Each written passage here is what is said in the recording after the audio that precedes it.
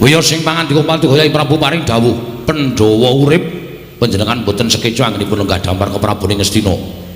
Mendhawi Pandhawa tasih gesang panjenengan boten badhe ngraosaken tentrem dados Nalindra. Yayi, nuwun sewu. Nalindra ngendika menika kedah mawi pengatos-atos. Daosipun sampun ngantos dipun mirengaken dhateng para kawula minggahing para nayaka lan punggawa. Satemah sami nyebat yen to Yayi Prabu menika nuwun sewu Nalindra ingkang pambekipun singlar saking kautaman. Ketitik kula nuwun sewu. Pandhawa mboten nate gawe kisruh, Pandhawa mboten nate gawe rame wonten negari Ngastina. Pandhawa mboten nate ngogreh-ogreh kanalindran Paduka. Nanging pendak-pendak Paduka ngawontenaken masewakan menapa to sababipun wiyosing pangandika Paduka Yayi Prabu cetha tur kapireng sangganing para nayaka menawi panjenengan kepengin Pandhawa menika sirna saking lumahing bumi kereping langit. Yayi, menapa mboten lingsem? Menapa mboten Paduka menika kuwatir menawi para kawula menika sami ngraosi dhateng Paduka Yayi Prabu Duryudana? Badhe kula singitaken sedaya.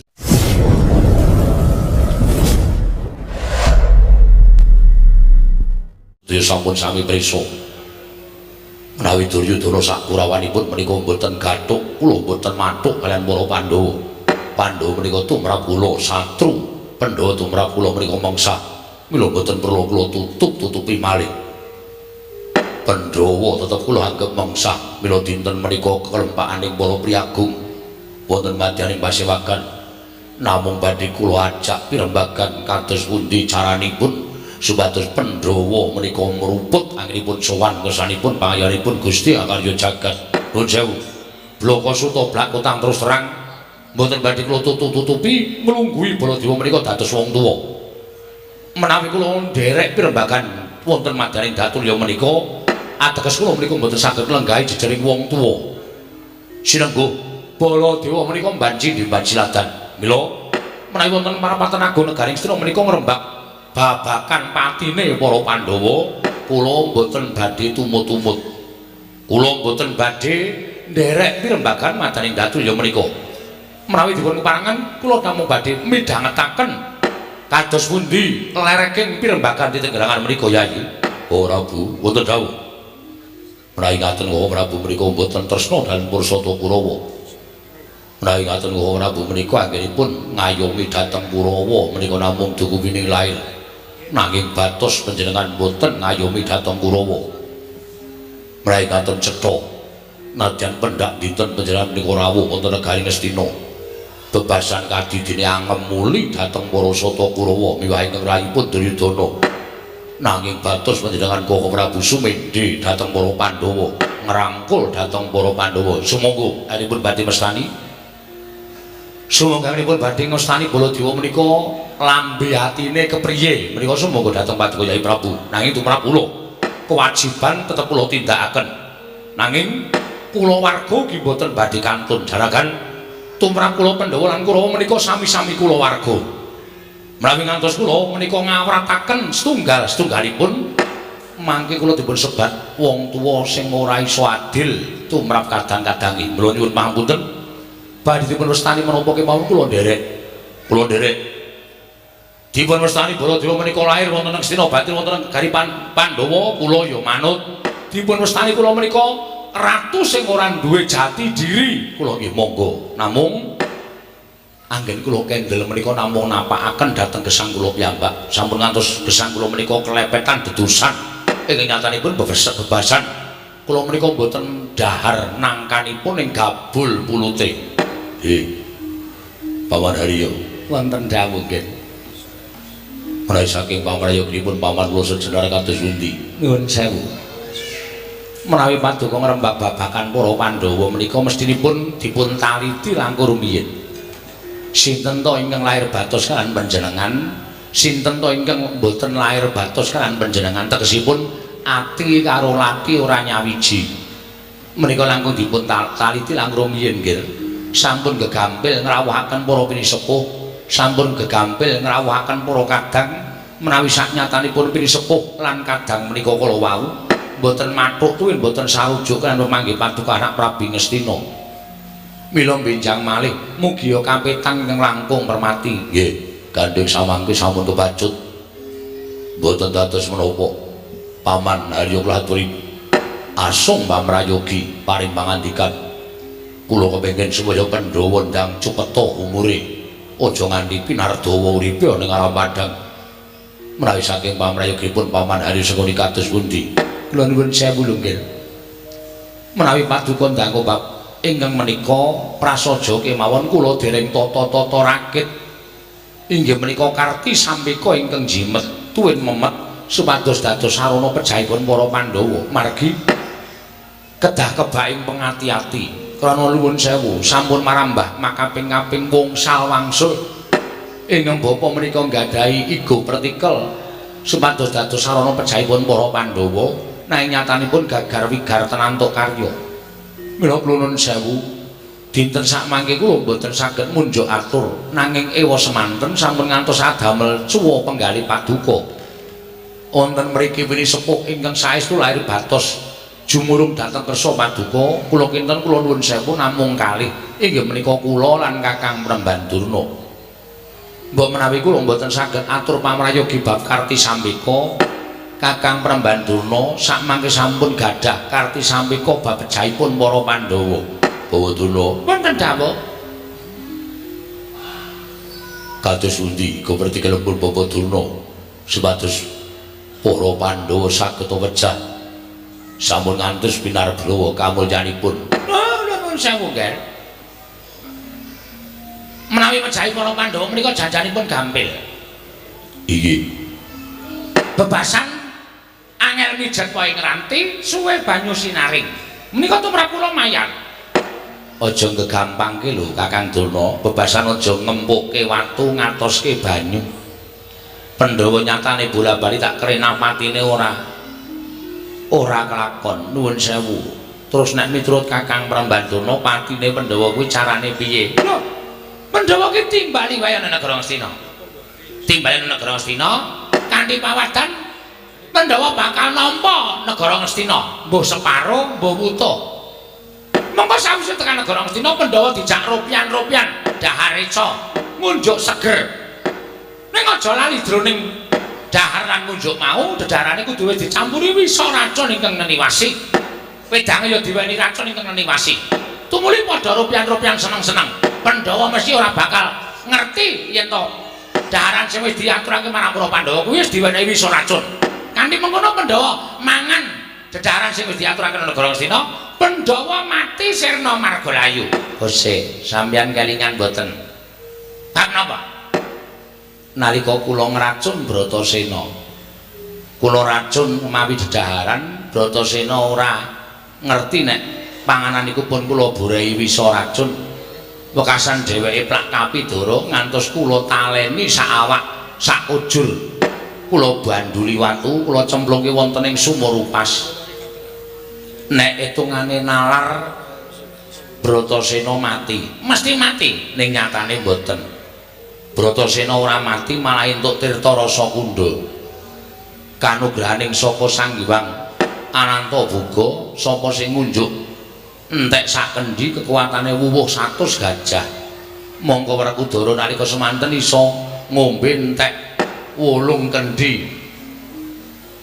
8 gendang napa 8 kendi? 8 kendi. Mula Werkudara niku kekuatane wuwuh 800 gajah nek ngamuk.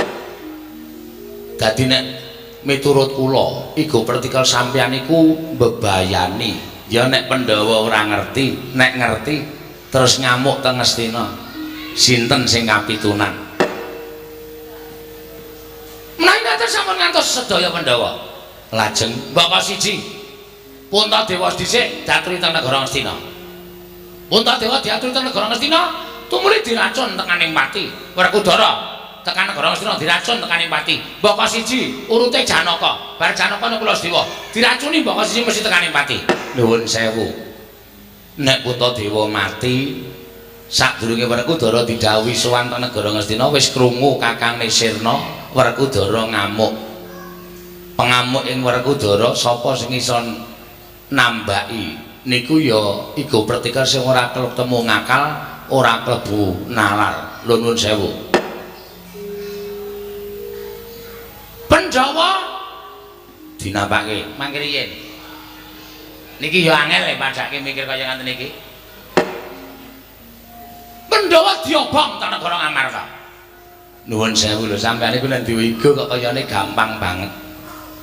Ana tetembungan wit gedang awo pakel. Teng pundi niku? Lho, mboten teng pundi niku utawa basa sing ngandhake wit gedang awo pakel omong gampang ning nglakoni angel. Mbah iki sampun sembrono to Kakang. Oh, sejatosipun ngaten lho cicune. Pripun? Sejatosipun ngono sewu kula badhe matur ning kula ajri. Ajripun sebabe menapa?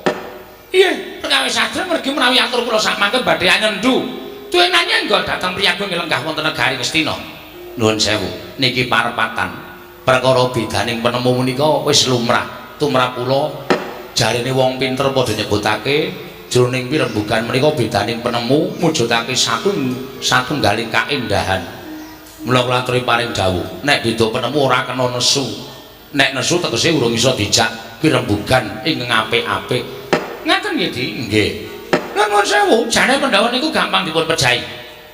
Pandhawa niku gampang dipateni. Ning gandeng wonten ingkang ngomong, Pandhawa menika wonten ingkang ngayomi. Lah menika lho, ingkang ngayomi menika ingkang gadhahi kekiyatan tumraping para Pandhawa. Mula Pandhawa menika handayeng bawana. Pandhawa menika teguh timbul lair lan batosipun amargi Pandhawa menika wonten ingkang angampingi. Pandhawa menika wonten ingkang ngayomi. Ngaten nggih Kakang. Nggih. Sapa sing ngayomi Pandhawa, sapa sing ngampingi Pandhawa? Pandhawa iso tekaning pati wonten ingkang ngayomi satu ngampingi Pandhawa menika kedah dipun sirnakaken angrumiyin. Alit dipun sirnakaken ageng dipun musnahaken. Sampun ngantos tiyang ngayomi dhateng para Pandhawa menika gesang tansah tecaketan kaliyan para Pandhawa. Sapa sing ngamping-ngampingi Kakang? Lho, panjenengan boten ngerti. Pandhawa menika duweni panakawan ingkang ampuh kegila-gila. Bebasan jimat ingkang bisa ngucap, pusaka ingkang bisa kandha. Mboten sane kejawi namung Semar Badranaya. Semar nika tok derajate kacepik. Ning nuwun sewu lho, menika pamong agung. Menika pamonging para satriya. Sapa sing caketan karo Semar sing lali dadi eling, sing bengkong tumuli dadi jejeg, sing tumindak ala tumuli dadi tumindak apik. Menika daya kekuwataning Semar Badranaya. Mula ora ana Pandhawa menika tansah kinayoman dening Sang Hyang Ismaya. Teguh timbul luputing lara ora kena bilahi menika para Pandhawa. Sampeyan ngerti dhewe to?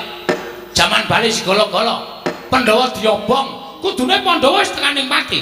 Ning gandeng caket karo Semar, mula lolos kaya baya geni. Nalika Werkudara piran babat Wanamarta, sampeyan yo prisa. Wanamarta menika wana gawat liwat ning tempat semut mati jaman ora keprayu.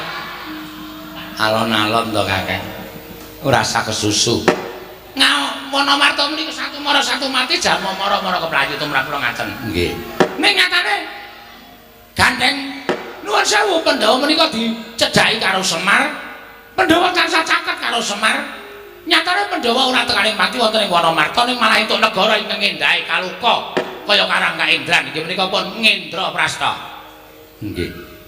Niku kabeh dudu kok kanugrahan tumraping Pandhawa. Ning niku mergo dayane Semar. Sing pancen iso ndayani sapa ing caketan karo Semar Badranaya. Ngoten nggih Kakang. Nggih.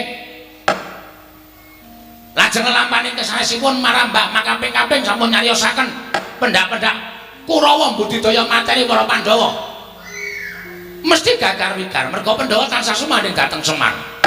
Ning kejawi saking menika ugi wonten Narendra ingkang tansah caket kaliyan pun para Pandhawa ingkang ugi dados pamomong pujangganing para Pandhawa. Narendra ingkang tansah caket sampeyan mangandika. Sinten Kakang? Oh, mboten badhe kula aturaken. Awit menika mbebayani menawi ngantos kula aturaken saged ugi wonten ing madaning Parawatan Agung menika mangke dadi geger. Mergi nuwun sewu Dewate, mergi nggih. Menapa nggih? Menapa? Mboten sah wedi. Sampeyan niku mang paring pangandikan, "Oh, Tuna." Wonten dawuh nggih. Ingkang gadhahi panguwaos wonten negari Ngastina menika kula. Sampeyan kula paringi purba wasesa mang paring pangandikan. Sapa sing kudu sirna dhisik sadurunge Pandhawa tekaning pati. Merga wong-wong niku sing ngayomi marang para Pandhawa. Nuwun sewu, Ken. Lah kok samangke kula nuwun sewu radi sami bundel penggalihipun. Menika ngrembak perkawis menapa? Wong nyatanipun sampun cetha. Pamanging Pandhawa menika kalih. Setunggal Semar Badranaya. Nuwun sewu angka kalih menika wujud Nalendra. Kula aturi paring dawuh Nalendra sinten? Oh, nggih, panjenengan kok mboten dong-dong. Panjenengan kok mboten jelas-jelas. Sampun ngaturaken bilih Nalendra menika cetha, mboten ate pisah kaliyan para Pandhawa. Mbok paring pangandikan to Kakang Durna ampun diubeng-ubengke. Gek napa perlune mangendika ratu iki ngoten. Oh, Dek Pati sampean kok kian mangan brutu. Bundel pikiran sampean. Sapa ya? Sapa to mang pikir to? Nalendra Ireng Cemani. Nuwun sewu. Sampun paham mboten? Nalendra Ireng Cemani nggih menika sapa? Ah, penyayi ngendikake Prabu Kresna iku angel raja majaman.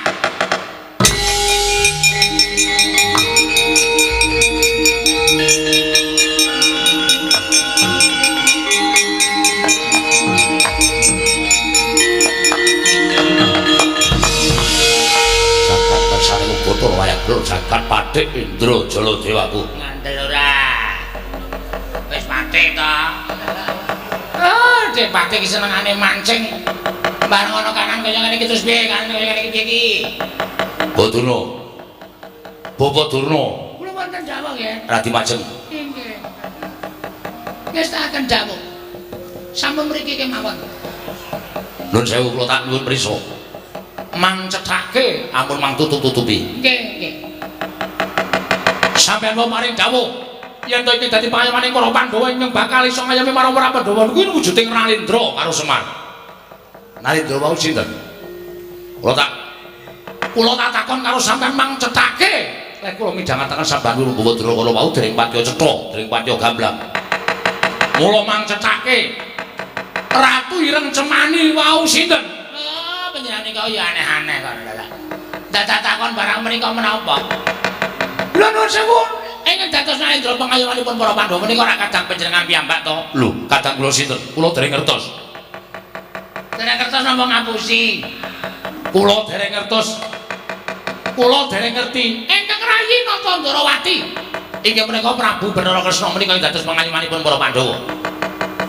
Inggih, Rana Prabu Kresna lan Semar menika Pandhawa mboten saged dipun pejahi, mboten saged dipun damel sakit, mboten saged dipun damel lara utawi pecah krana wontenipun Sinuwun Ndarawati lan Semar Badranaya. Ateges panjenenganipun Bapak Durna menika larekipun Pandhawa iso mati nek ratu karo pamonge mau disingkirke. Ngaten. Nun.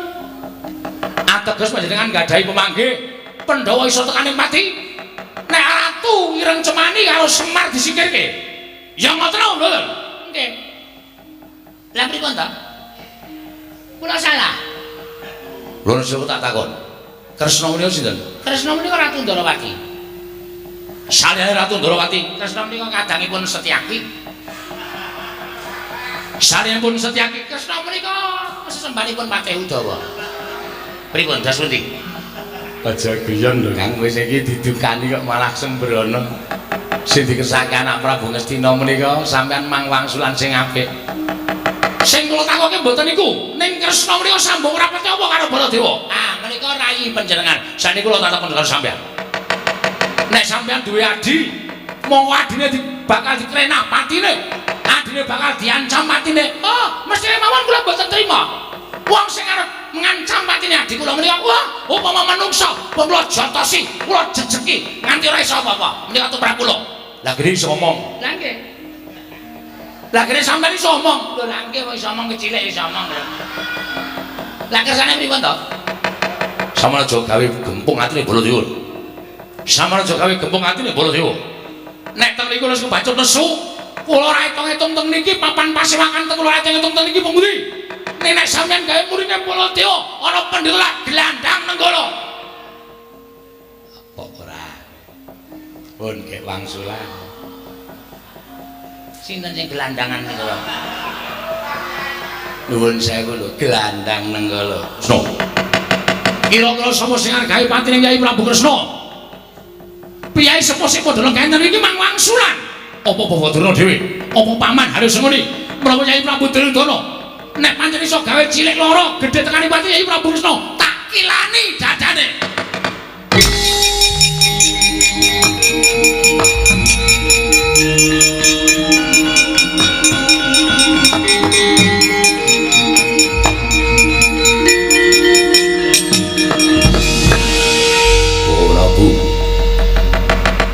Prabu wonten dawuh mriki menika wonten negari Nestina sanes wonten negari Mandura panjenengan nuwun sewu ngumbar dhateng dedukan wonten ing dadul negari Nestina Bawadurna wantun matur menika krana kula ingkang paring dawuh mila menawi paduka mboten trima bab aturipun Bawa Bawadurna sampun ngantos mboten trima kaliyan Bawadurna ning kula aturi mboten trima kaliyan pun Duryudana Yayi kula mboten wantun rai boten wantun sampun ngantos ngumbar pangandikan kados mekaten. Menawa kintenipun Bawa Prabu menika kula sewu gadhahi pangwaos tunggal wonten negari Nestina. Nanging kula boten mathuk, kula boten condong. Lan kula boten sarujuk prayogi Prabu tansah ngrembak dhateng pejahipun para Pandhawa. Nek ora mathuk, ora sarujuk, kenging menapa sampeyan lenggan enak-enak wonten negari Nestina. Sila tumpang kendangan jengkul. Nek ora cocok, ora mathuk, ora rujuk. Tumrap kula nggo ngopo ngrungokke guneman sing ora mathuk. Oh nggih, nyuwun pamit kula bangsul dhateng Pati. Dinggo drajikan kere-kere kados ngaten menika. Piye, Gong? Santai. Rasa kesusu. Apa awake dhewe iki wis wangun dadi wong ngemis lho? Ketoke wangun. Dengkulmu ya ora. Ha iki sowan kok tiba-tiba Begawan Durna kok ngendikane kaya ngono. Durna iki suarane atos terus. Rasa tok gagas wis santai wae. Wis gak matur apa perlune. Petro, wonten dawuh sinuwun. Badararja sapraptamu. Tansah pinanganing kawidadan ring sambikala bekti kula kunjuk sinuwun.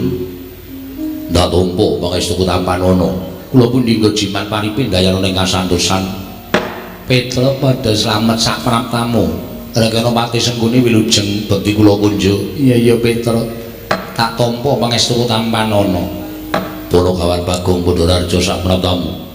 Berkahipun sinuwun Prabu Duryudana wilujeng sowan kula. Bekti kula kunjuk sinuwun. Iya, Bagong tak tampa pangestu tampanana. Kula pun dinggo jimat paripin dayana ing kasantosan. Bagong padha slamet sapraptamu. Pangestripun Rekyana Patih Senggone wilujeng bekti kula kunjuk Rekyana Patih. Iya Bagong tak tampa pangestu tampanana. Kula pun dinggo jimat paripin dayana ing kasantosan. Oh, Petro kantong bolong padha slamet sapraptamu. Slamet ora peduli apa kowe. Lho. Kawaslamu kaya ngono. Apa kowe nyawang ing Begawan Durna kuwi suwijining brahmanane Narendra. Aku ki piyayi kowe dibagekke kok. Ucapmu sampe naik dhewe. Napa pun pantes nek wong kaya kula niku sowan ratu kok menganane ming ngemis. Kula tak takon karo sampeyan. Apa Petro iku ndang nang sowan piyayi luhur? Apa kondang Petro ki nek sowan wong duwe ming arep jejaluk? Apa kondange kaya ngono? Mestine kaya ngono kuwi. Wong ora duwe ki nek sowan karo wong duwe mesti ming arep jejaluk. Ning Petro ora kaya ngono kuwi. Alah, ora usah dadak silak karo atimu. Nek pancen jaluk-jaluk kok. Nuwun sewu, Mbah. Sampeyan iku senengane ngendhak karo gunaning jalma, senengane sampeyan iku ngidak karo sak pepadane. Kula ora seneng nek carane kaya ngono kuwi. Mula nek sampeyan mbageke kula nuwun sewu nek kula ora wangsulan mergo sowan kula Petruk niku apik-apik kok mriki mung suarane elek dadi atine Petruk mangkel karo sampeyan. Lho, nek mangkel arep ngapa kowe? Kowe nek mangkel arep ngapa? Ya ono pendhita aplotroke kathoke tenan lho. Truk, sing sabar. Aku ora omong to. Biasane sing ora sabar iki aku ning aku saiki sabar. Oh, kok iso sabar? Mangan ayam goreng. Oh ayo. Aku saiki wis iso sabar. Ditampa pangestripun Mandurna wilujeng bekti kula kunjuk. Tak apa, pangestu tampanana. Nggih. Rada mangkel sajake. Bagong Badararja. Pangestunipun Begawan Durna Sang Maha Pandhita wilujeng bekti kula kunjuk Penemban. Oh iya tak tampa. Pangestu tampanana. Lah kaya ngene iki lho. Wong ora tau sugetanaten, ora tau neson. Selagine kowe iki luwih tuwa tinimbang Bagong kok kowe iki gampang murup atimu. Bagong ki malah saiki sabar. Bagong ki malah saiki atine ketok nek gedhe. Ditimbali kaya ngono ya wangsulane apik. Terus, ora nesu, ora, wis tak sabarke kok, Gong. Pengaturipun Pembandurna wilujeng bekti kula kunjuk Penemban. Ah iya tak tampa. Pengaturku tampan ana ya, Bagong. Nggih. Mergi nang nganti kula wani karo sampean. Sampeyan niku arep pendhita balane kewan-kewan. Hus. Kok balane kewan-kewan? Nyatane sampeyan ngepek kewan, ora ngepek menungso. Loh, iki ketoke alus ning saya atos iki. Oh, ketoke kepenak suarane ning saya ora kepenak. Bagong aja mlebu perkara kaya ngono. Sing apik ya Bagong, sing sabar, sing ikhlas. Nggih. Punukan Petro, wonten dawuh sinuwun. Sawise satata. Nggih. Ana wigati apa mulungake matur marang panjenengan ingsun. Sepisan ngaturaken sembah pangabekti, ndungkap angka kalih. Sowan kula menika dipun utus pepunden kula inggih menika Ndara Abimanyu. Abimanyu anakku, nggih. Ya kene Abimanyu utusan nglawan sira Punukan Petro. Mugi andadosna ing kawuningan Ndara Abimanyu menika pendak dinten muwun. Krana kacariyos sampun wonten 3 jandra ingkang lengganipun dinten sak mangke menika pepunden kula Pandhawa 5 cacahe menika nilar negari Ngamarta mboten dipun mangertosi wonten pundi papan lenggahipun. Lah niki andadosaken sungkawaning galih para putra klebet Ndara Abimanyu. Monggo mboten dipun mangertosi wonten pundi lenggahipun para Pandhawa. Ora ana baban ingkang menga, andha ingkang sumendhe, banon kang tinumpuk mboten wonten. Malah sampun mboten kirang-kirang Ndara Abimanyu menika nyuwun priksa yanging saptawarga ngrawuhaken para brahmana winasih sewa sugata miyang para nimpuna supados nambah utawa madosi wonten pundi lenggahipun para Pandhawa nanging gagar wigar tenantuk karya. Tumuli nalika semanten petang-petangan kali kula diitung-itung sapa pendhita sing urung disumuni prisa. Lah kok mak geragap Ndara Abimanyu paring dawuh Petro kowe sowan ning Sokalima. Gandeng Kanjeng Rama Kanjeng Wanjadipati kuwi duwe guru sing banget dibekteni. Mula nyuwun prisa karo Eyang Pembandurna Pandhawa nilar praja kuwi lenggahe ning endi. Nek pancen nuduhake matur nuwun, nek ora wis mangsa Baranga Petruk klepat kula nilar Tanjung Anom nganti kalih Bagong sowan teng negara Ngastina. Dados wigatosipun kula menika mboten gadhahi wigatos kaliyan Sinuhun Prabu Duryudana nanging nuwun sewu kula sowan mriki menika betah Begawan Durna. Mergi kala wau kula jujuk wonten ing Sokalima menika suwung. Mboten wonten tiyang babar blas lawange gembokan. Dumunten wonten cantrik sing matur kalih kula nek Begawan Durna sowan teng Ngastina. Wes kula jujuk sowan mriki. Mula nuwun pangapunten nggih sinuwun. Sowan kula wonten sanipun Sri Prabu Duryudana menika mboten betah kaliyan panjenengan. Ning kula badhe nyuwun ngampil Begawan Durna mboten ketang namung sekedhap kemawon. Badhe kula suwuni prisa wonten pundi lenggahipun para Pandhawa dinten sakmangke menika. Nek Begawan Durna saged ngaturaken kula akoni nek pendhita pancen kondang monyor-monyor, pendhita kalukengrat wasis-wasis tengesi. Ning nek Begawan Durna ora iso ngaturaken wonten pundi lenggahipun para Pandhawa pun sarembug kalih Bagong wiwit dinten menika Durna kudu minggat saka Ngastina. Pun ngoten mawon matur kula menawi wonten lepatipun nyuwun pangapunten, sewu lepat nyuwun pangaksama. Oh Durna, wonten dawuh nggih. Petruk matur kados mekaten. Bapak Durna sampun tanggap kula semanggaken, kula caosipun Bawasesa. Petruk, pripun, Mbah? Kowe butuh karo aku to, para kawan? Nggih. Bakal takon apa? Mbok penak jagongan iku adu arep. Ora kok ungkur-ungkuran ndak ora kepenak li dirasake. Oh iya aku tak maju. Nuwun sewu keparengaken kula majeng nggih. Kula semanggaken Bapak Durna. Petruk, pripun, Mbah? Kowe butuh takon karo aku? Nggih. Takon apa? Kacariyos Pandhawa menika sampun 3 candra nilar negari Ngamarta. Dadosaken susah penggalipun Ndara Abimanyu, mula kula nyuwun dawuh menawi Pembandurna menika pandhita ingkang pinter saestu lan ngertos sadurunge winarah, kula ajeng nyuwun priksa. Pandhawa niku lenggahe teng pundi saniki tasih sugeng napa sampun boten wonten? Bapak Penembantuna utawa Yang Penembantuna kula aturi paring dawuh, Simbah Pendhita kula aturi paring dawuh. Pandhawa sami keteng pundi nek pun kecetha keterangane ajeng kula jujuk papan lenggahing para Pandhawa. Ajeng kula jak bali teng negara Ngamarta kula kanthi kondur wonten negari Ngamarta. Ah, kandhak plekunduk swalu gembol Semarante hawala. Petro, pripun?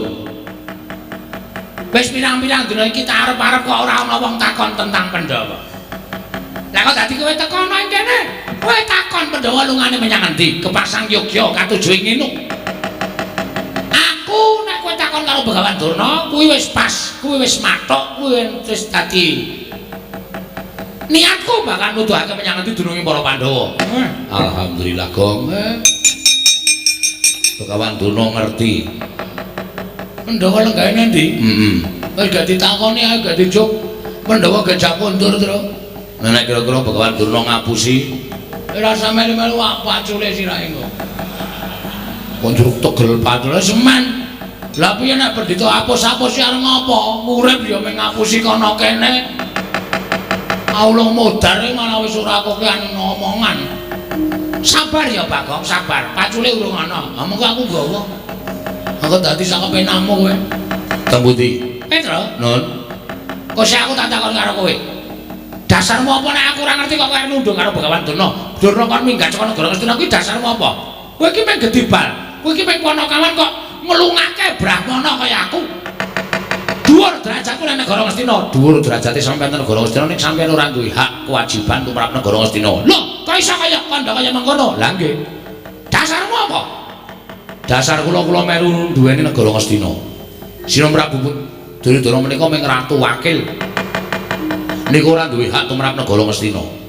Sing duwe hak tumrap negara Ngastina menika para Pandhawa. Monggo Pandhawa niku momongan kula tur upama ditelusur babakan sejarah.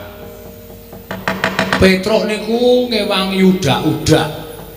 Petruk niku ngewangi gotong semen mikul wedi jaman bangun negara Ngastina.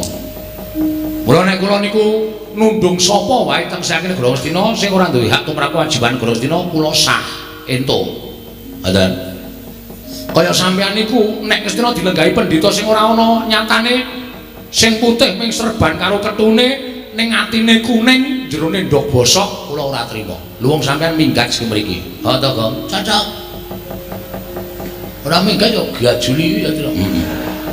Sabar, Gong. Aku sabar kok, Tru. Ya. Ora usah gampang nesu ora. Maton to dasar kula. Dadi arep sapriki niku sing dadi lenggah dampar Prabu Duryudana ning Petruk duwe wenang tumrap negara Ngastina. Kula sing bangun Datulaya, kula sing ngewangi udak-udak, kula sing ngewangi gotong bata, kula sing ngewangi makani para pekerja-pekerjane kula niku ya duwe andil tumraping negara Ngastina. Dadi aja dimengke. Sing duweni Ngastina niku mung para-para pengarep-pengarep boten. Pengarep niku duwe pikiran ning sik temandang ora ana apa arep dicor nganggo pikiran. Pikir, Mbak. Dan semanten ugi sing mikir ora ana nek ana sing tukang nyambut gawe ya ora mlaku. Mula loro-loro niki dadi siji. Aja diya diniya nek ora ana aku, ora bakal dadi kaya ngene. Sakniki tembung kaya ngono disingkirke. Niku tembung sing mikulahake awake dhewe, tembung sing gumendhung mergo awake dhewe. Aja ana aku. Niku pun mboten jalan, sakmenika pun mboten jalan. Sakniki manungsa niku kedunungan pikiran, kedunungan ati, kedunungan rasa. Nek gelem gumregah ngumrembihake tangan jangkake suku pikire gelem diolah niku napa-napa bakal kelakon mung kari gelem apa ora tembunge keset apa ora nek keset ya dadi wong rekoso nek ora mesti entuk dalan rezeki niku tumrap kula ngoten Diar Petro iso dadi moden ya Tru nek mejang gleling ya Petro iki tur kenyataan kuwi ora mung omongan tok. Dadi nek sampeyan ora iso ngandhake ndoro-ndoro kula Pandhawa, wo tenan. Kula ora mung ngomong goro. Kula ken lunga sing mriki. Kula ken ngangkati sandangan sampeyan lemari-lemari kula ken ngangkati tumpake gerobak terus minggat nduh teng pundi sampeyan papan pernae. Nek aku lunga mesti digoleki para Pandhawa. Kula sing matur. Nek Durna wis lunga, kowe mesti didukani karo para Pandhawa. Nuwun sewu, Pandhawa ki arep juragan kula, kali kula wedi. Kali kula mitung. Mergo apa? Pandhawa ki niteni karo kabecikane wong liya. Ngoten. Pandhawa ki niteni karo dharma bektine batur-batur kaya kula niki. Pandhawa niku ora tau lali karo dharma bektine kaya kula. Mula arep kula niku ora sowan mbok suwene 7 taun. Nek kula tiba-tiba sowan ta negara Ngamarta, dirangkul karo para Pandhawa. Petruk tanpa kowe aku ora iso kaya ngene. Petruk tanpa kowe Pandhawa ora kaya ngene kahanane. Niku lho apik-apike bebudene para Pandhawa. Mongko wong kaya ngoten niku angel, golek-golekane angel. Ngoten. Dadi kula suwun sampeyan niku nek umpama dadi piyayi ya ngelinga karo labuhane para kawula-kawula, ngelinga karo labuhane karo wong-wong cilik. Nggih, aja sak kepenake dhewe. Ngoten. Petro. Nun. Barang kowe kandha kaya mengkono aku pengen jujur karo kowe. Jujur napa? Lah aku tak terus terang aku ora ngerti Pandhawa nek ndi. Lah kok kamu muni ngerti? Aku mau kepengin nutup-nutupi. Neng barang kowe ngandhake kaya ngono kok terus luwih becik aku jujur karo kowe ning nuwun sewu nek kowe nglungake aku ora gelem. Lah nek ngoten kula peksa. Lah nek kowe maksa karo aku, tegese kowe kejak sulaya karo Bagawan Durna. Kula sulaya karo sapa-sapa ora diwaten kula menika bener. Ngoten. Nek pancen sampeyan kejak sulaya karo Petruk, sampeyan ora gelem lunga saka negara Ngastina, mergo iso ngandikake Pandhawa lungane ning ndi? Lah nuwun sewu, teng pundi pampane wong netrek Katidayan. Lho. Panenan karo Bagawan Durna sing kula wedeni apamu? Metu jaba, metu jaba. Petruk, kowe metu jaba dhisik sakpurnaning masyarakat. Aku meneh keterangan karo kowe. Janji goro ditenono. Oh, ana pendhita tak ilang-ilang. Oh, lunga saka negara Ngastina. Lah terus sampeyan rawuh mriki wigatosipun? Aku dijauhi dening Paman Sengkuni kene nyekel karo kowe. Nyekel napane? Lho, awakmu kersane tak bondo tak lak krincung sing kaleboke Pak Kunjaran. Gedhe kok tak pateni Petruk.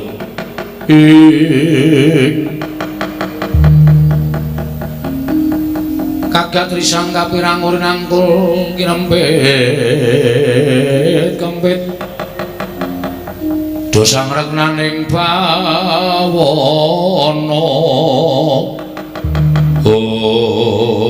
welasar ora ngerti sangkan marane lha kok malah Petruk tekan negara Ngastina kok kaya arep dikrenah patine. Mula rasa dadak kowe bangga, rasa dadak kowe selak ulunga tanganmu, tak bondo, tak krincung sing bagi Pak Kunjaran. Mas, nek pancen sampeyan aja mateni karo Petruk monggo. Ning carane sapi mang jagal sik. Nek wis kula ambruk ora duwe daya, mang pateni kula manut. Wani harus Surtayu. Sing tak wedeni apamu? Kowe biyen tekan saniki kula mboten wedi karo sampeyan. Pecah dadamu sirna Margolayu. Mang maju mriki jajal-jajalan karo Petruk. Minggir kok. Ya.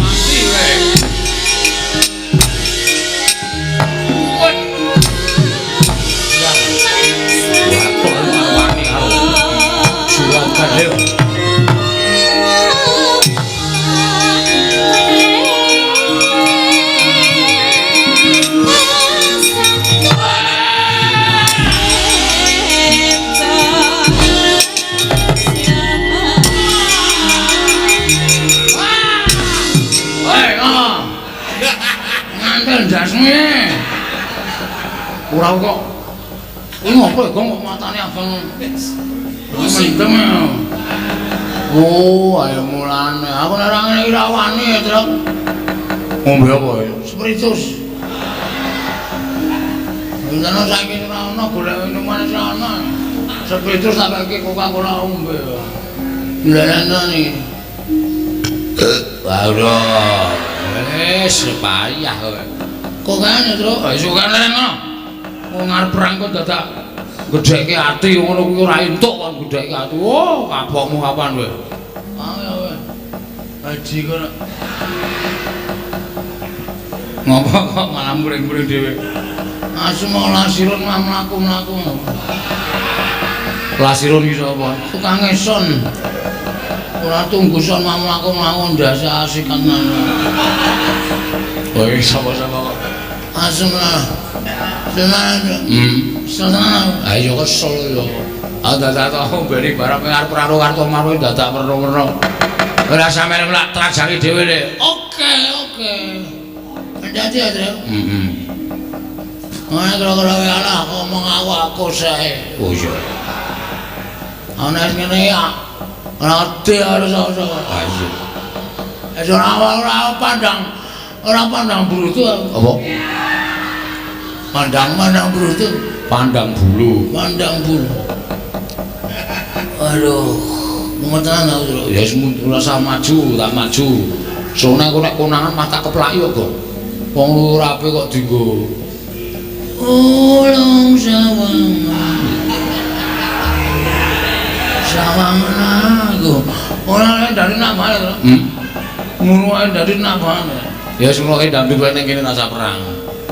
Nandang. Jika aku ditinggal dhewe.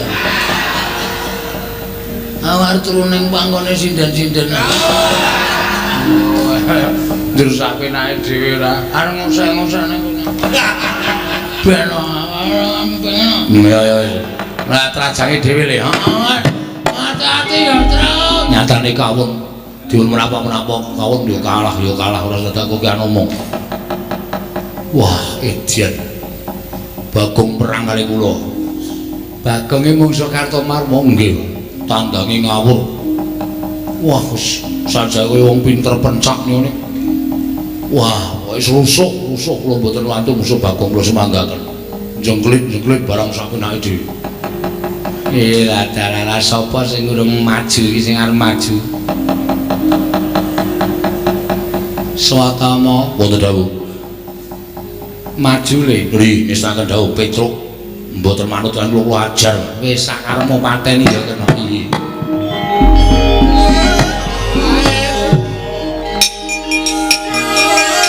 Tubrok.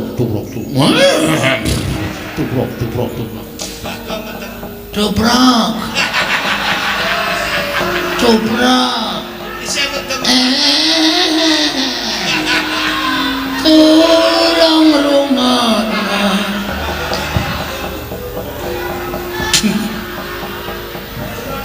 Wong mumet sirahe kok yo dadak melu ngece. Oh, pancen penyakit kabeh. Petro ya penyakit, Bagong ya penyakit, gugu karepe dhewe. Iya. Dobrak. Yuk. Halo. Ditiroke nek jarane jengking. Jengkedakmu iki. Penyakit ora. Oh, senengane kok ngece karo. Ayo Petro. Kowe ngejawab apa? Kuat nadai Kyai Cunda maneh. Oh, nglakon meguru karo kowe. 20 tahun kemarin. Tubrok. Dobrak.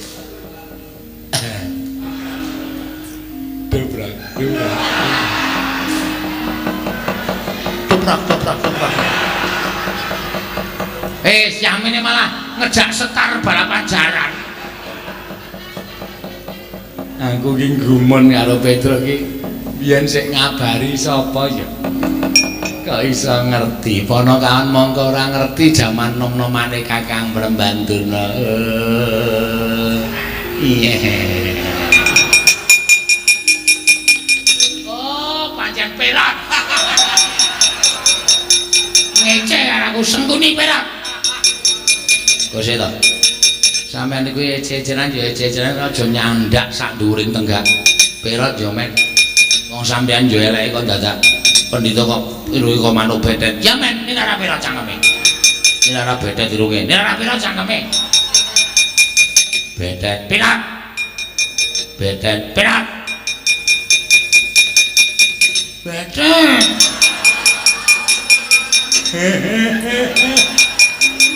Bagong tak linggis dase tenan kok. Ora ngerti perkara kamu ni betet-betet demule atas ora.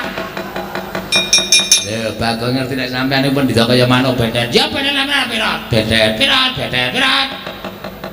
Tetrat. Tomarmo. Wow, selip kupinge ora. Yo mandra to? Mati awake dhewe. Hah? Mati. Kok iso? Durna saka kono, sing Mandura saka kene. Kono Cundamanik kene Nenggala. Waduh. Iya, Tru. Ayo sembuh. Pasrah wae.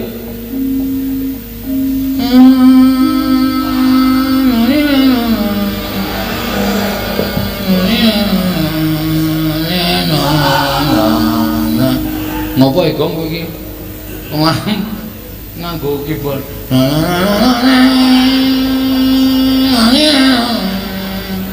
Kuwi lagu apa kuwi? Ratapan anak iki. Sedih ta, Tru? Iki nggo ngiringi awake dhewe modal. Oh. Betapa mujur nasibku. Malang, aku seneng mujur. Malang ya ora kena. Ambene mujur. Lambemu lambe Tru, nun. Saka ndi kowe? Saka Ngastina. Lho, ngopo Ngastina? Diutus karo Abimanyu. Abimanyu aku ngutus karo kowe. Nggih. Wis seru ya omongane, Tru. Cetha nesu iki. Heeh.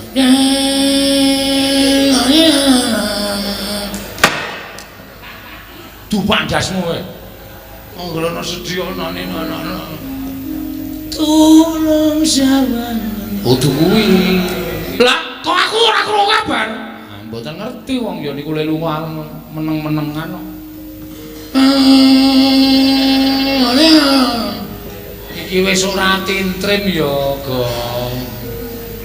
Atimu. Aku opo? Lan atiku dadi siji, aku mentaimu. Mencintaimu, cinta aja dirangi.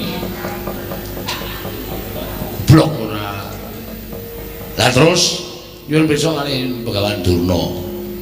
Lah ya terus diutus Abimanyu kaya nyuwun Begawan Durna Pandhawa teng pundi? Ning Begawan Durna mboten saged paring wangsulan. Malah kula dikeroyok Kurawa. Lho. Malah kowe dikeroyok Kurawa? Nggih. Lah terus dadi perang. Ning sepira to bangkane para Kurawa? Nyatane kula ya iso menang. Lah kok kowe iso menang kok mlayu-mlayu ki opo? Begawan Durna sajake ajeng mentala kali kula sinuwun. Mentala piye? Begawan Durna mentala kali kula dheweke nggawa Cundamanik.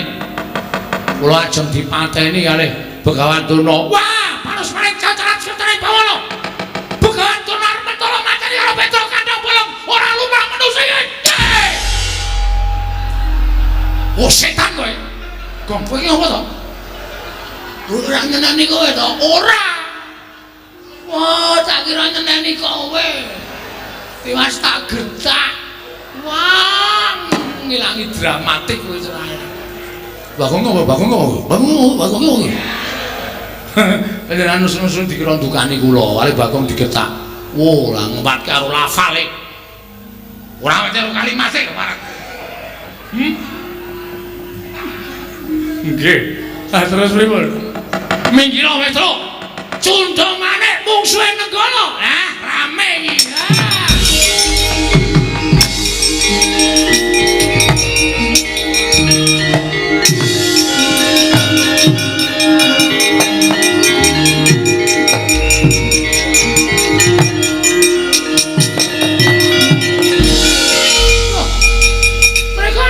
Mandura. Nggih.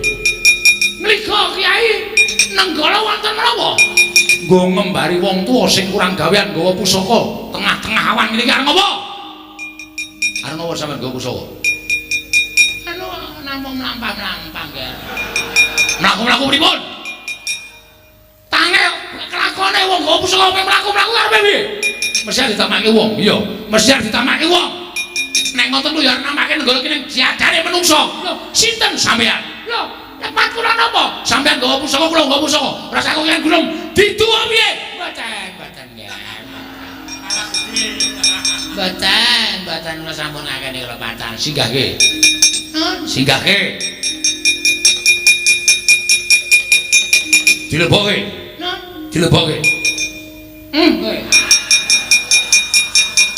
Diwerangkake maksud kula. Oh nggih. Ah, wis malah konangan kaya ngene. Petro nika ya gedhe labuhe tumrap negari Mandura. Petro nika ya gedhe labuhe tumrap paduka anak Prabu Baladewa. Mila sapa sing arep mateni karo Petro padha karo wani karo Sinuwun Mandura. Lah, sampeyan ngerti? Ngerti. Lah kok sampeyan arep mateni karo Petro? Kula ngajeng mateni lampune Petro kok. Mboten Petro ngajeng mateni lampu ngarepan omahe Petro. Lah kok tak go cundhomane. Nggih namung kagem giri godha dhateng Petro kemawon. Anu mbiyen coba-coba dhewe. Iki ngopo iki? Arep tiru-tiru sampean. Nek kata-katane ora cetha. Ayo bali. Bali mboten bali sampean gawe nesune Baladewa. Kula teng negara Ngastina digawe kagol ati kula. Kula sowan dados kono negara Mandura tekan negara Ngastina digawe kagol ati kula. Teng mriki ajeng gawe kagol. Napa kira-kira bukan turunan wani karo Baladewa? Langsung kan bangsa mawon.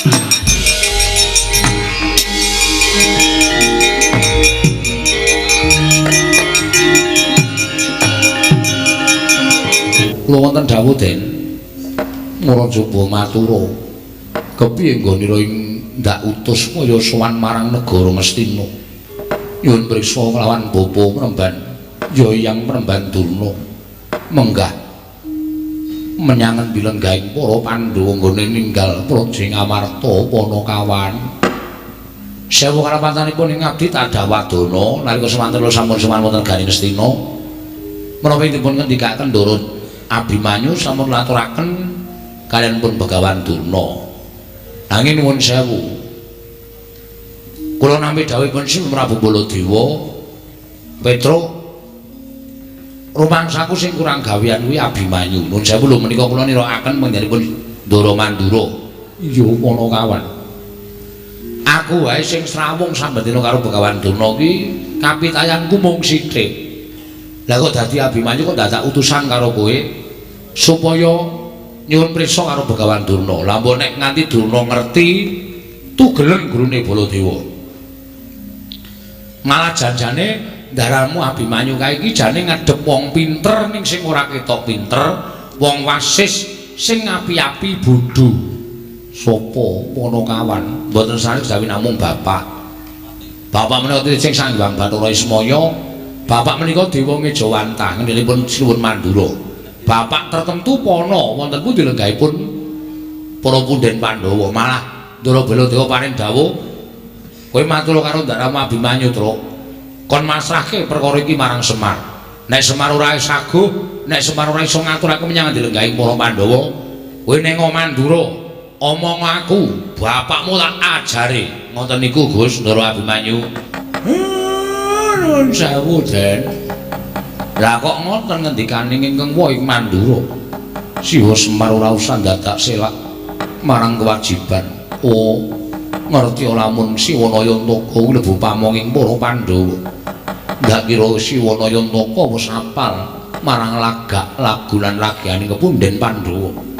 Mula paringa dawuh menyang dilenggahing para Pandhawa Siwa Abimanyu ingkang basal sumusul marang para Pandhawa. Nuwun sewu nggih Den, kula mboten ngertos sewa semanten. Sampun kinten kula badhe wisuh lumuh ngentasi perkawis. Den, awi mangtutke laku jantraning Semar kula kanthi mlebet wonten telenging Wanawasa ngupaya ingkang Rama inggih menika punden para Pandhawa. mengkono Siwana Yanta nggih ya yen pancen kaya mengkono ayu anakmu aja ning keritut luntak laku ning Abimanyu monggo Gus kula dherekaken den. Wah barep kakangku aja mbok kira aku wani ganggu nggonmu nglakoni tapa brata namung kadreng nggonku kepengin ngerti wiwit budal saka negara Ngamarta barep kakangku ora taren apa-apa ora paring pangandika apa-apa marang adimu malah saiki mapan ning tengahing alas wis pirang-pirang candra suwene barep kakangku ora jugar nggone nglakoni tapa sediamu apa lan karepmu piye yen pancen mengko apa kang dadi karepane barep gambuh karo apa sing tak pikirake mestine aku ora bakal silap bakal nyengkuyung karo wateking barep kakangku ngene nglakoni topo ning telenging alas Koko Prabu kepareng Mbah Barono dhateng ing raipun Arjuna samangke menawi sampun pono menapa ing sampun paduka lampahi tartemtu ingkang raya nyengkuyung dhateng kersa paduka Kanjeng Koko Prabu. Nun sawu Koko Prabu kepareng kula semadhong dawuh ingkang rayi. Nggih Koko Prabu. Menapa to ingkang ginayu dening paduka Kanjeng Koko Prabu teka paduka ngawon nglampahi tapa wonten telenging wana Pringgalaya mriki? Barep kakangku. Ndak suwun juga lu sawetara nggonmu nglakoni tapa. Paringa pangedhawuh karo adi-adimu. Aja kaya ngono. Aja kesuwen ninggal marang kewajiban kanalindran mundhak tetel kapercayane kawula marang barep kakangku. Ayo yen pancen barep kakangku kersa paring dawuh aku ngaturake panuwun lah yen barep kakangku ora kersa paring dawuh wah ndalung ngapura yen aku kudu bali marang Praja Ngamarta netepi marang kewajibaning kasatriyan barep kakangku. Para Arjuna wonten timbalan kembar wonten dawuh ora kuwi wonten dawuh pun kakang nyuwun mangapura ingkang gedhe ya Yayi dene pun kakang ora paring dawuh kelawan siadi ngerti lamun pun kakang nampa sasmitaning Jawata yen nadyan durung pana apa ta ingkang sinasmitakake dening para Jawata nanging gandeng pun kakang wis nampa sasmita tegese pun kakang kudu nglakoni sasmita ingkang wis pinaringake marang Puntadewa. Nalika semana Puntadewa didhawuhi supaya mapan ning wana Pringgalaya mangsa semedi nglakoni tapa brata mungguh apa ta keparinging Jawata pun kakang dhewe durung bisa gagapi marang keparinging dewa ingkang paring sasmita kelawan pun kakang Dimas dereng ngantos paripasame Mbawacana kasar saking katebian kapireng penangising peksi Dara ingkang arujit penggaling Sang Puntadewa. Nalika semanten tuku mulat lenggahing Sang Puntadewa siga niyup saking dirgantara punang peksi Dara wae. Werkudara. Piye? Teka aneh timen ana wujuding manuk Dara. Ingkang niyup sangka dirgantara prakting ana ing arsaning pun kakang. Gusti Maha Gedhe, Gusti Maha Agung lan Maha Priksa. Barep kakangku mara gage ingkang lumrahe manuk Dara saben cecaketan kalian menungso mesti mabur adoh nanging teka iki nyedak kalau lenggahe barep kakangku mula takonana apa wigatine manuk Dara yen pancen sira bisa tata jalma sak tataning jalma wantah sira kuwi sapa lan wigatine apa dene prapta ning ngarsaning sun. Waduh sinuwun sesembahan kula sampun boten wonten papan malih kinarya pengayomanipun ingkang abdi. Kula menika namung peksi Dara limrah. Namung mugi andadosna kawuningan kula menika nilar endhog 3 wonten susuh kula. Ing nembe kula angremi supados sakmangke saged wenteh wujudipun peksi Dara ingkang badhe nerusaken dhateng sejarah kula. Sira wujuding peksi Dara lumrah ingkang ninggal susuh sababe apa? Teka sira mentala ninggal kelawan susuh. Mongko ndhog ingkang mapan ana ing susuh mau perlu mbok ngremi supaya mbabar wujud piye ing Dara. Ingkang kuwi kabeh minangka dadi anak-anakmu manuk Dara. Krana Anggen kula dipun bujung tuwin dipun oyak-oyak kan satunggiling peksi ageng menika ingkang wujud Raja Wali tuwin Garuda. Sinuwun kula badhe dipun tedha dhateng Garuda menika kala wau. Satemah kula mlajar saking susuh kula. Tebih nggon kula mabur sampun sayah sewiwi kula. Tumunten kula nyuwun tulung dhateng Paduka Gusti kula sanata. Mugi kepareng mangayomi dhateng kula saking Garuda ingkang badhe mangsa dhateng jasad kula. Mesakaken dhateng endhog tiga ing mapan wonten ing susuh kula menika sinuwun.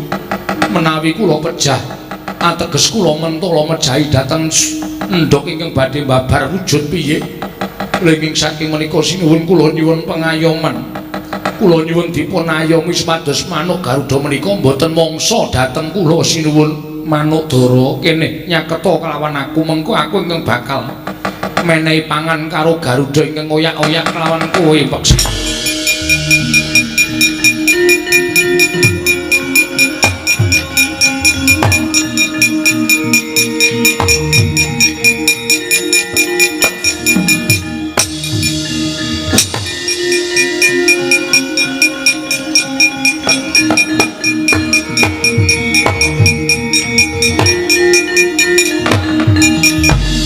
Manuk Dara wonten dawuh sinuwun.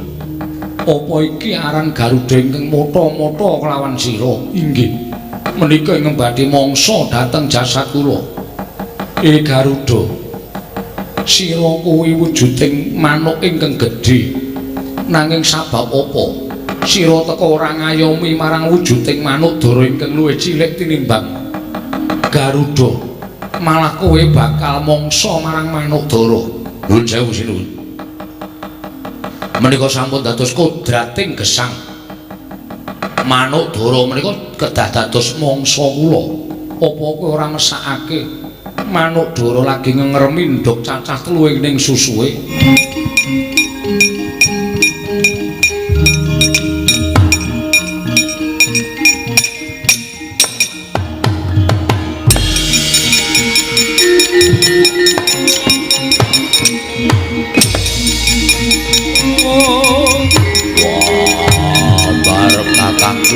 Apa Prabu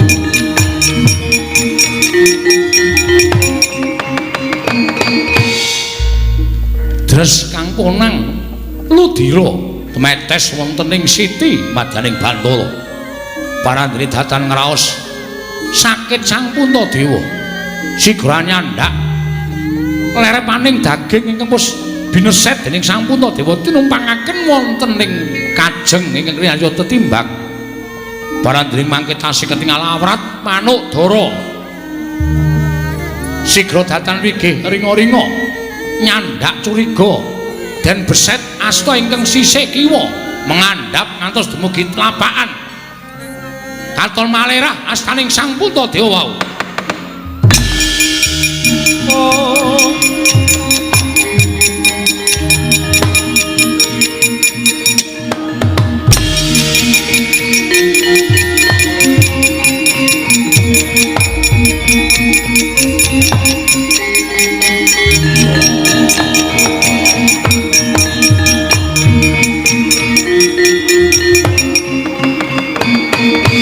Asta kekalih abrang branang kebak getih krana kecalan daging sang Puntadewa tinumpangaken wonten kajeng ingkang Narya Traju parandene kalaning jagat gayaning para dewa kaya isih abot manuk Dara ingkang samesinipun awrat daging sang Puntadewa parandene mangke jroning gumun ing batos angupadi adil lan bener sang Puntadewa sigra nyandak ponang curiga den tancepake wonten ing pupu den geret mangandhap ngantos dumugi dedengkul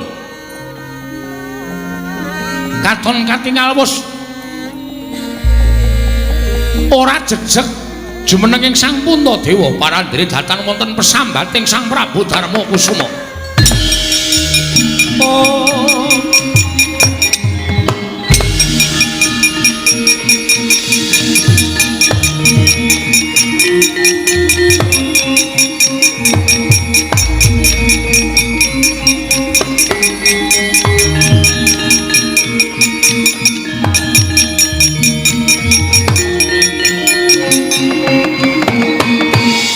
suku kiwa tengen bos bimeset dening Sampurna Dewa.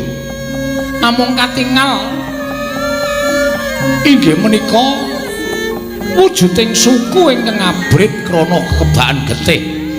Balandring samangke tasih ketingal awrat manuk dara kaliyan daginging Sampurna Dewa. Saya datan kuwasa Sang Werkudara. Wah, barep eling. Wah, aja mati merga kowe ngeboti nyawane manuk dara. Kok Prabu kula nyuwun wangsul curiga. Kok Prabu mugi kula panturi maringaken. Wah, barep aja edan. Pantok kepuntaning tekad Sampurna Dewa. Asta suku parandering mangke tasih awrat manuk dara sigra nyandak curiga den tancepake wonten ing padharan sumembur punang ludira dawah kalenggak sirna margalayu Sang Darma Kusuma wau. Oh